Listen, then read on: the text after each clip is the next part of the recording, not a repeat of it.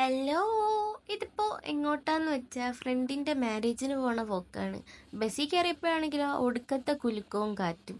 ഒരുവിധം കുലുങ്ങി കുലുങ്ങി ഞങ്ങൾ അവിടെ അങ്ങനെ എങ്ങനെയൊക്കെ എത്തി. കുലുങ്ങി കുലുങ്ങി വന്ന ഒരു ക്ഷീണം തീർക്കാൻ വേണ്ടിയിട്ട് വെൽക്കം ഡ്രിങ്ക് ഒക്കെ കുടിച്ചിട്ട് നേരെ മണവാട്ടിയെ കാണാൻ വേണ്ടിയിട്ട് പോണ പോക്കാണ്.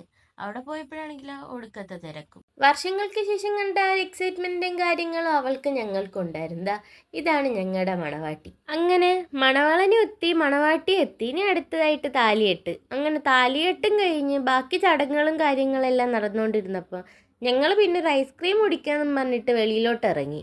അങ്ങനെ ഓരോ ഐസ്ക്രീം വെച്ച് കഴിച്ചതിന് ശേഷം നേരെ പോയത് ഫുഡ് കഴിക്കാനായിട്ടാണ്. മുസ്ലിം കല്യാണം എന്ന് പറയുമ്പോഴേ ചിക്കൻ ബിരിയാണിയാണല്ലോ ഹൈലൈറ്റ്.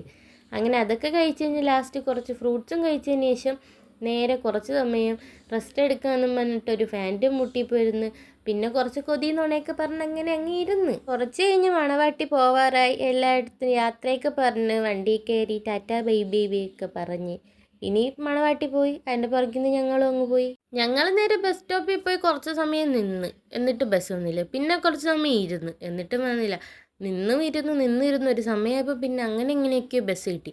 ബസ്സിൽ കയറിയപ്പോഴോ വണ്ടർലയിൽ റൈഡിൽ കയറിയ ഒരു അവസ്ഥയായിരുന്നു. അപ്പോൾ ഇന്നത്തെ വീഡിയോ ഇത്രയേ ഉള്ളൂ. Okay, by.